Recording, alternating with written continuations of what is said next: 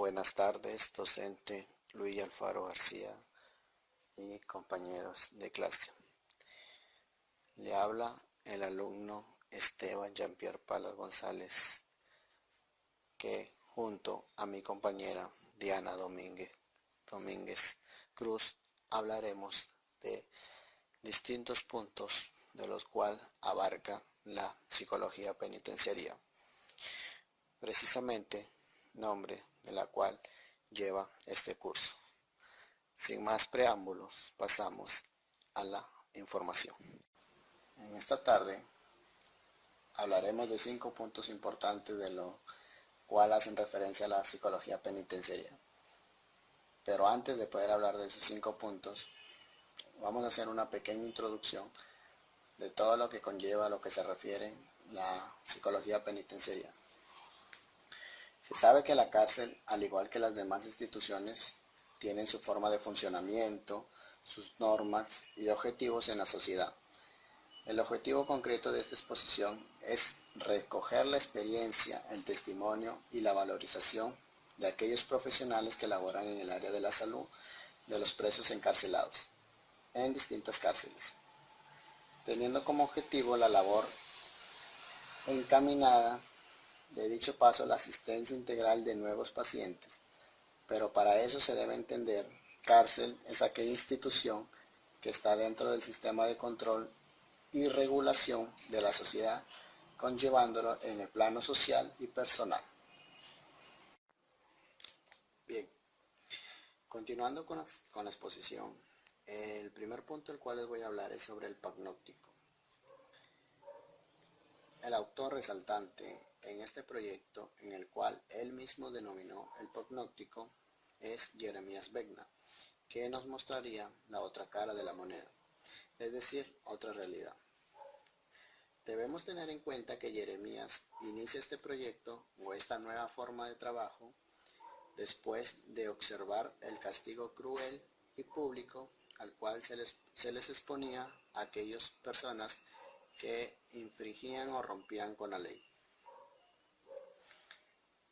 Él interpretó que para que una persona aprenda de su error y se logre reinsertar en la sociedad, no era necesario que se le exponga al público y se le castigue de una manera cruel.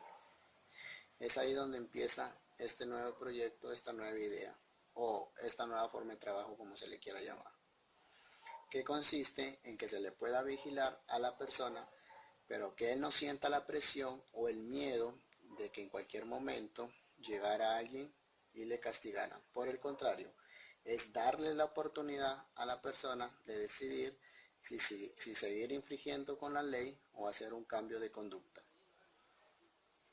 Pero esta vigilancia no solo consiste en hacerle el seguimiento al preso y que quede ahí. No, se deben de tener ciertos detalles en su conducta, haciendo una comparación de su forma de comportarse desde que entró a la cárcel y cómo se está dando su evolución.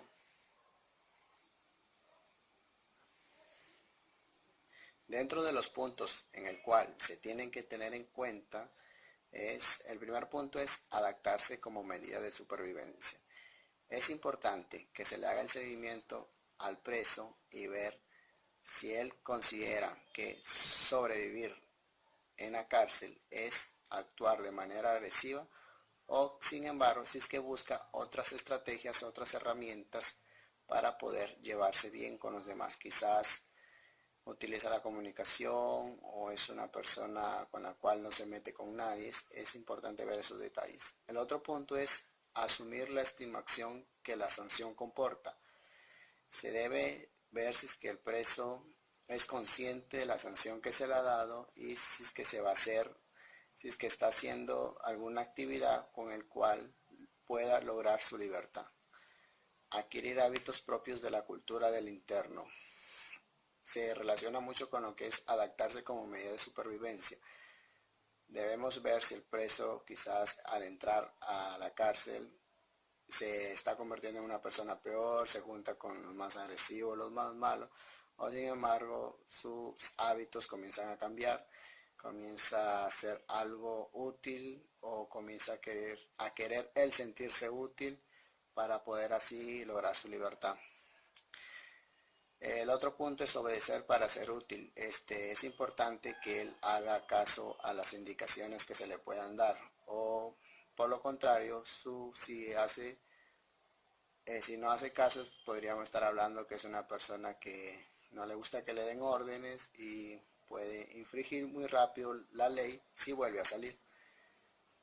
El otro punto es vivir la tensión de recuperar la libertad como estrategia de control.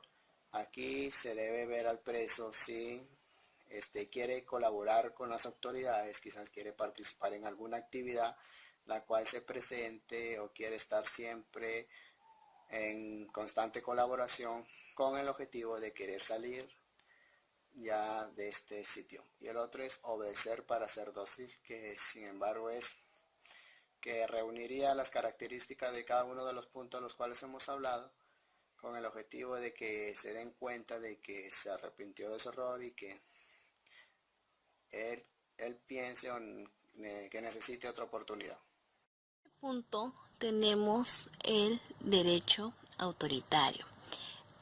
Si bien es cierto, antes de instalarse el derecho autoritario, mencionan que el derecho penal liberal hasta entonces fue perdiendo fuerza frente a lo que son los desarrollos políticos y la amenaza de una segunda gran guerra. Incluso manifiestan que las cárceles se mostraban ante el mundo como unos simples depósitos de contaminación e inmoralidad. Es por eso que se decidió instalar lo que es el derecho autoritario, quien fue auspiciado por Rusia, quien manifestaba el querer acabar con las diferencias sociales a favor del proletariado. Luego tenemos a Alemania, quien quería beneficiar a la raza pura. Y por último, a Italia y España, quien ellos se encargaban de realizar lo que era una búsqueda del nacionalismo. Pero, si bien es cierto, nos mencionan que en ese tiempo encontramos que fueron habilitando diversos espacios como castillos y monasterios que los utilizaban para albergar lo que son la mayoría de los nuevos penados, prisioneros de guerras, que ellos eran obligados a lo que es a participar en trabajos forzados frente a lo que era un panorama de desolación hacia cerca de una población que estaban civil, que vivían en una miseria económica que era agudizada por la guerra. Manifiesta que en Alemania el tipo de castigo para los prisioneros, los reos, eran que tenían o mostraban un campo suficiente de concentración previa, que era acerca de la ejecución en los hornos crematorios. Ellos utilizaban lo que eran los hornos crematorios cuando eran la forma de castigar o una forma de juicio hacia los reos, hacia los prisioneros. En Norteamérica se observaba que aquí se purgaba la pena mediante trabajos forzados.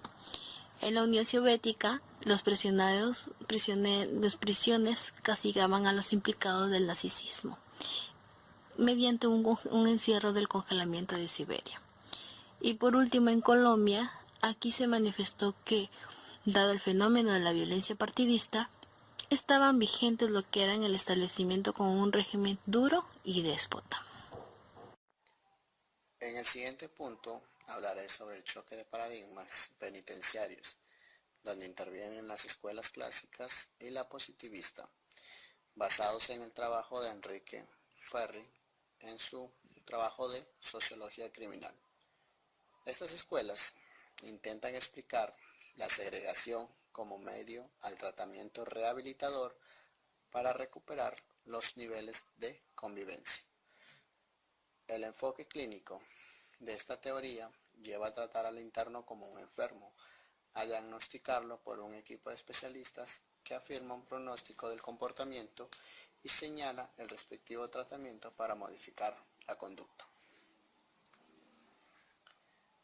En lo que son los argumentos de la escuela latina, habla que optó por enfoques y análisis arrojados por los postulados positivistas y conductistas plasmados desde el principio del siglo XX hasta construir el llamado mito de la resocialización, interviniendo al delincuente que incumplía una pena privativa de la libertad.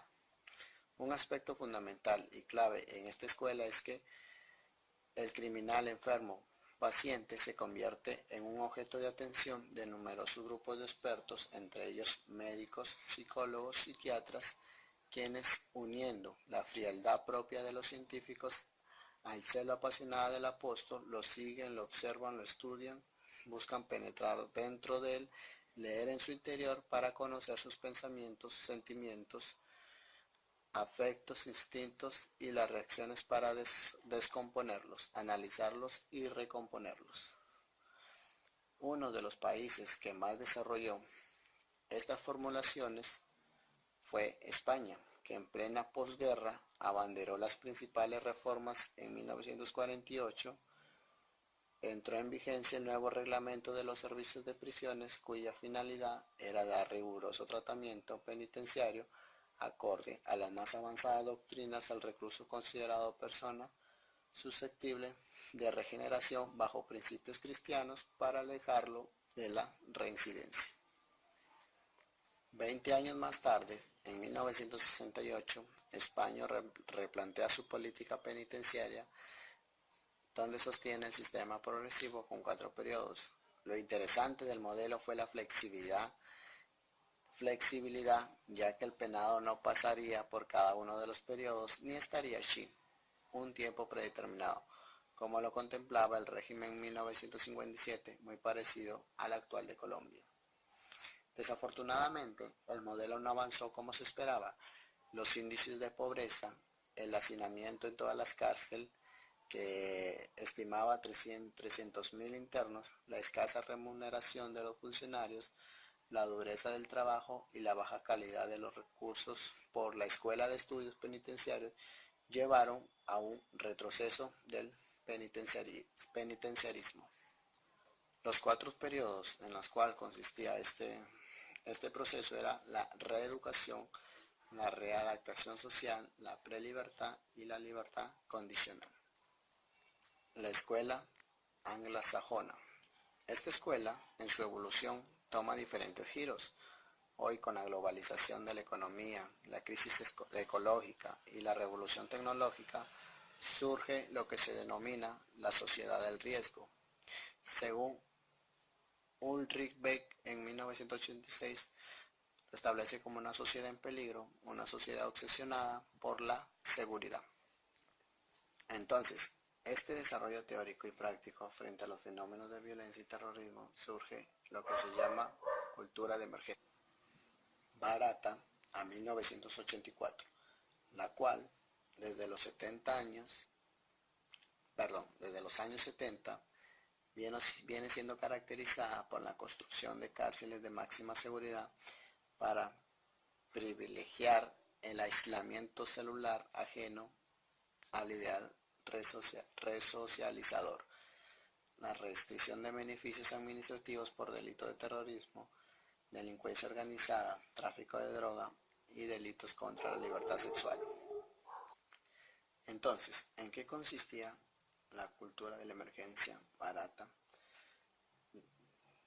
De que asume un modelo caracterizado en acciones como la construcción de cárceles de máxima seguridad para privilegiar el aislamiento celular ajeno al resocializador, el auge político de la dispersión carcelaria para vencer la resistencia con el traslado de presos, la construcción de macrocárceles para albergar internos comunes, permanentes cacheos personales, restricción de beneficios administrativos por delitos del terrorismo, delincuencia organizada, tráfico de droga y delitos contra la libertad social, la aplicación de técnicas de control de seguridad y el apoyo a la colaboración de informantes o colaboradores con la justicia. Esta escuela emprendió baterías para endurecer sus sistemas penales y jurídicos. Hoy, bajo esta orientación, se busca minimizar los costos que implica la prisionalización, ahora vista como una industria de control del delito. El Estado soberano se perfila como un mito controlador del monopolio del delito donde la privatización busca abarcar desde la prevención hasta la represión. Son grandes los ejemplos hacia la expansión de la policía privada, seguridad domiciliaria, servicios de vigilancia, sistema de alarmas, equipo, etc.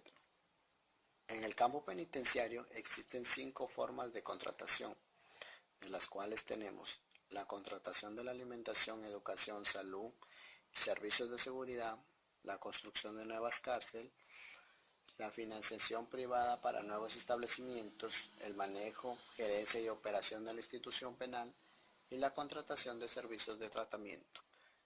Tengamos en cuenta que si se cumplen estos 5 diferentes puntos que son importantes, aquellas personas que están pagando su delito puedan salir beneficiados y con un nuevo objetivo en la sociedad, teniendo en cuenta que este nuevo objetivo debe construirse de manera adecuada y respetando las leyes que establezca la sociedad.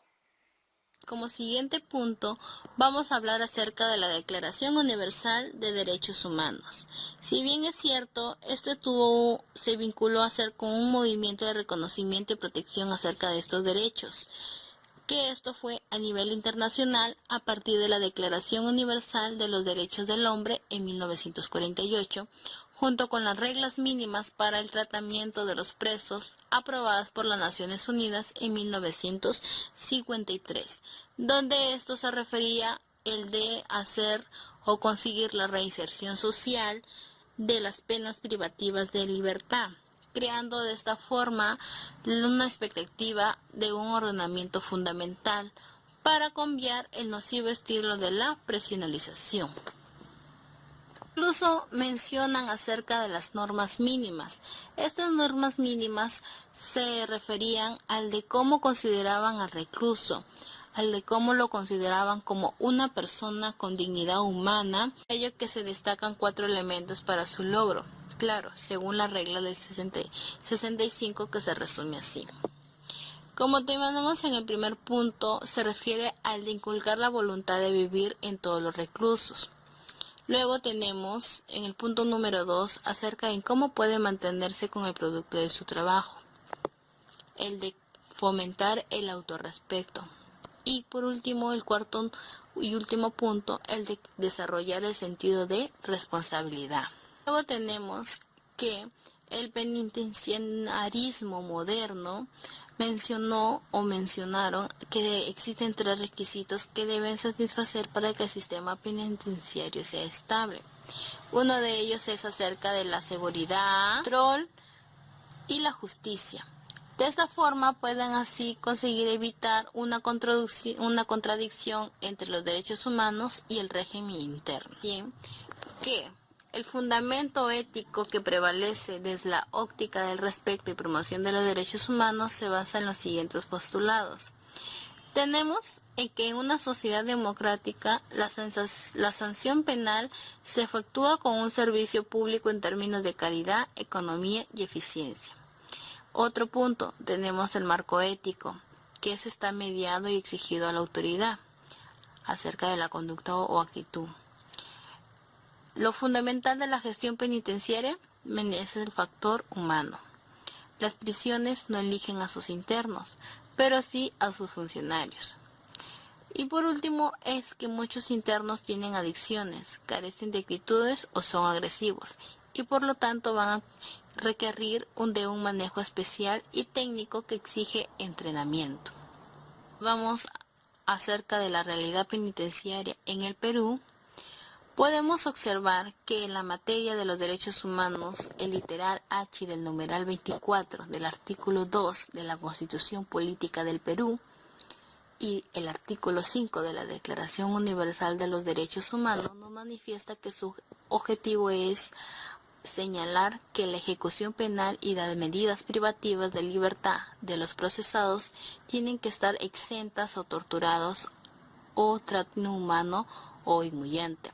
Es decir, que la carcelería de toda persona debe desarrollarse respetando su dignidad, ello en virtud del principio de la humanidad. Y como último punto, les voy a hablar sobre la realidad penitenciaria en el Perú. Ya en una materia de derechos humanos y teniendo en cuenta lo que es el régimen político y los diferentes tratados que tiene el Perú y que hacen referencia al área de penitenciaría, se debe recordar y tener en claro que el artículo 2 de la Constitución Política del Perú y el artículo 5 de la Declaración Universal de los Derechos Humanos sostienen que la ejecución penal y las medidas privativas de libertad de los procesados tienen que estar extensas de torturas o maltrato inhumano o humillante. Es decir, la carcelería de toda persona debe desarrollarse respetando su dignidad, hecho en virtud del principio realidad. Muchas gracias.